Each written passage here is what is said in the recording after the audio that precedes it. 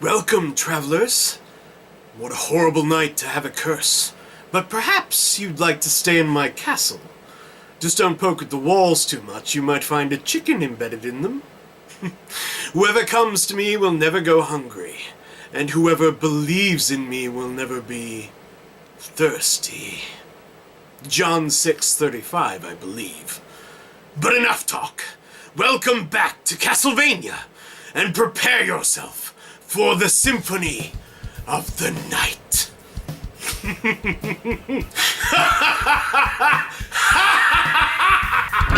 What do you remember most about the games you used to play? Past the shorts are here to remind you of back in the day.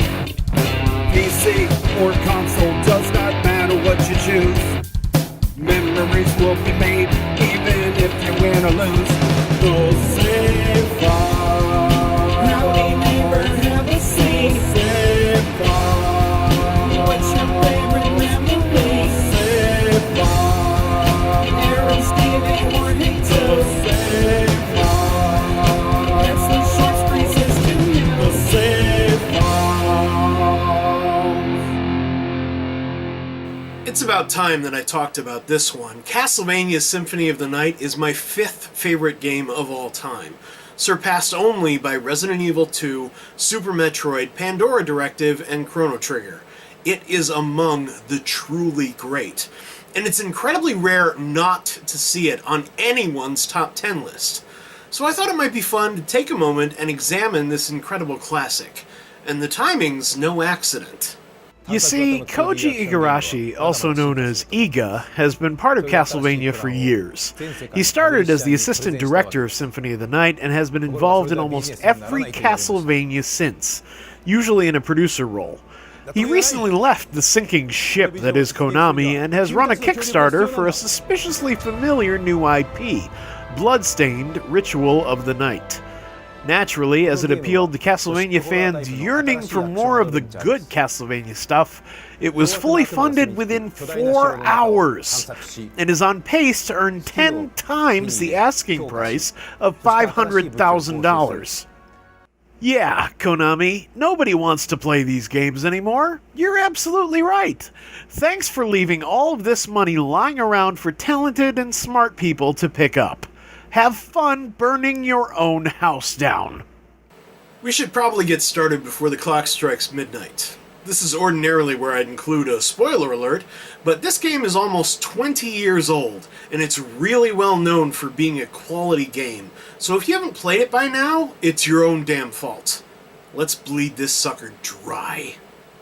Castlevania Symphony of the Night was a huge departure for the series for a number of reasons. For one, while you start the game as Richter Belmont, the hero of Dracula X, the main character isn't a Belmont at all.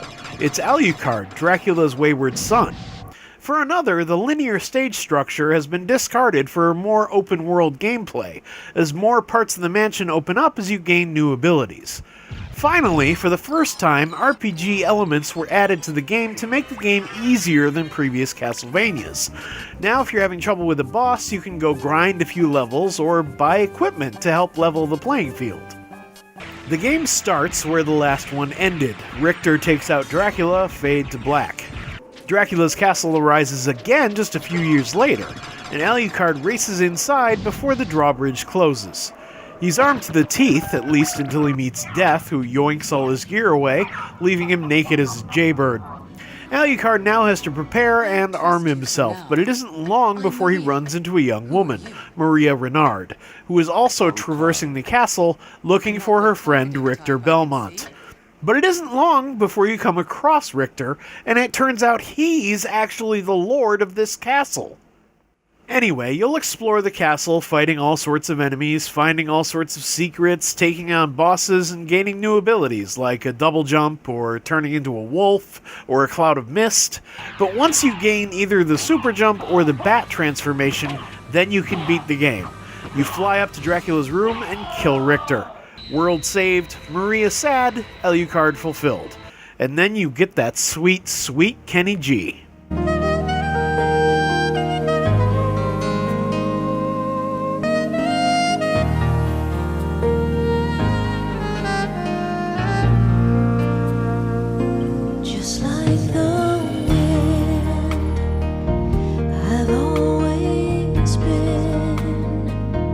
Except that's not really the end.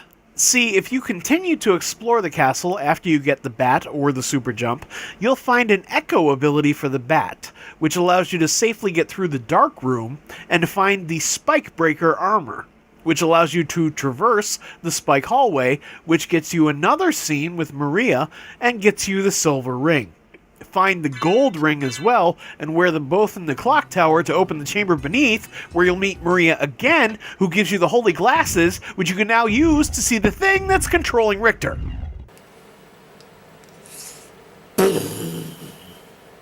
Now, if you're feeling douchebaggy, you can get the second ending by killing Richter after getting the holy glasses. Maria knows you had a chance to save Richter, but Alucard blows her off with an excuse and cue Kenny G. Is someone testing me every day I live? Well, the best in me is all I have to give.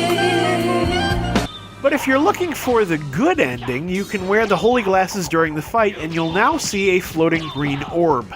Attack that instead of Richter, and after enough hits, the Dark Wizard Shaft appears. They say this cat Shaft is a bad mother... Shut your mouth. I'm talking about Shaft. Shaft is dismayed but determined to resurrect Dracula. He disappears and Alucard tells Maria to get Richter to safety while he deals with Shaft. He then heads past Dracula's throne room to a previously unseen teleporter, which one would assume would take him to the final boss.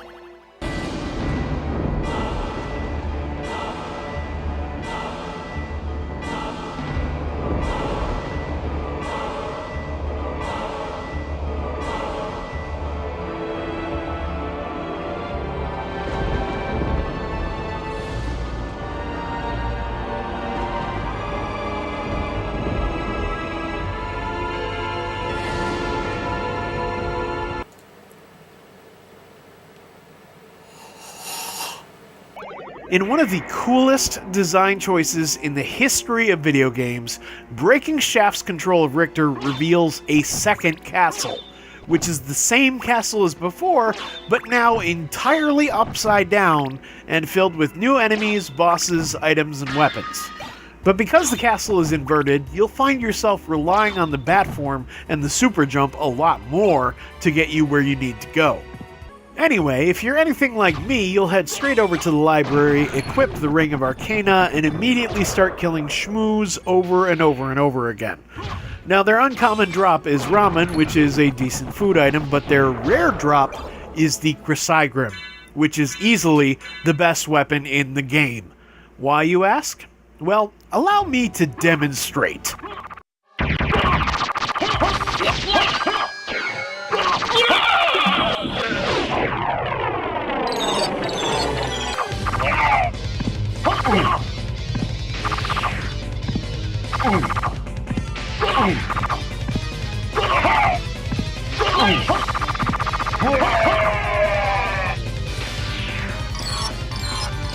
It basically turns Alucard into a walking buzzsaw. Everything you hit with it dies quickly, and nothing can hit you unless you screw up. And of course, the best part is that you can keep walking while you're using it. So you can literally march through rooms, dismantling everything in front of you. Even death is Chrysagrim's bitch.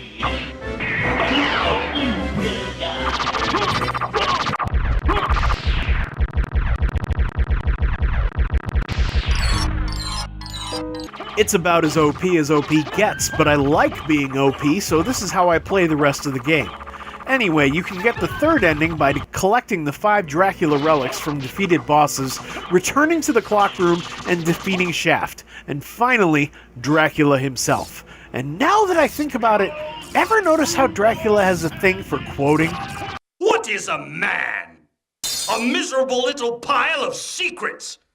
For what profit is it to a man if he gains the world and loses his own soul? Matthew 16:26, I believe. Alucard saves the day and leaves Maria and Richter to sequester himself away from humanity. And Maria goes, yeah, good luck with that. Kenny, bring it home. All things must end. goodbye, my friend.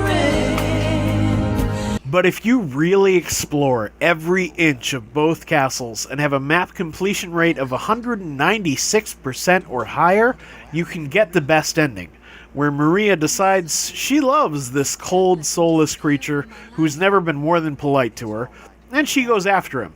Still a better love story than Twilight.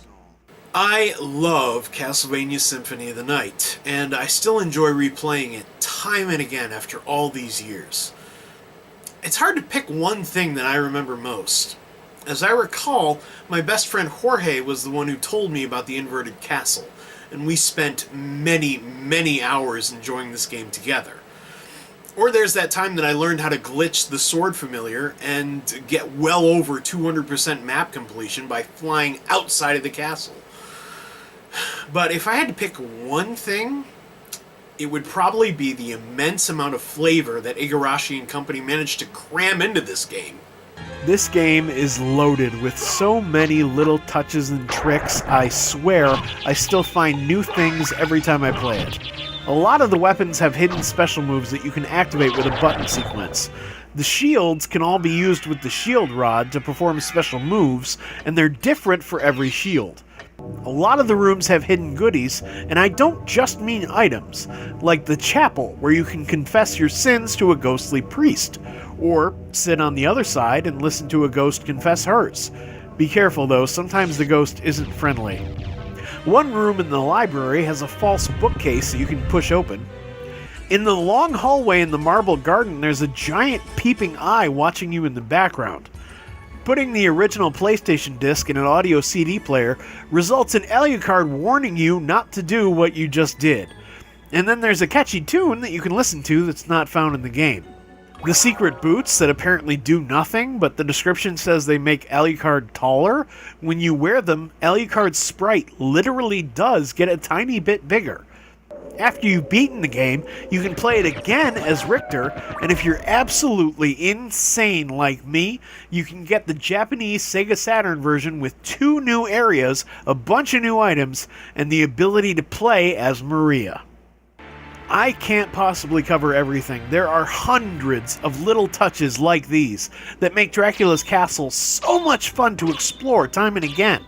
So many little touches of detail, rooms with absolutely gorgeous pixel art in the backgrounds, or surprise 3D effects. Symphony of the Night is an absolute treasure of a game that is still immense fun today, like 20 years after its release. And if you like Castlevania Symphony of the Night, then you may want to consider backing Koji Igarashi's Kickstarter for Bloodstained. It looks very much to be a spiritual successor, and there's still time. But for now, the midnight hour has arrived, and I've got more memories to make. Play me off, Kenny G!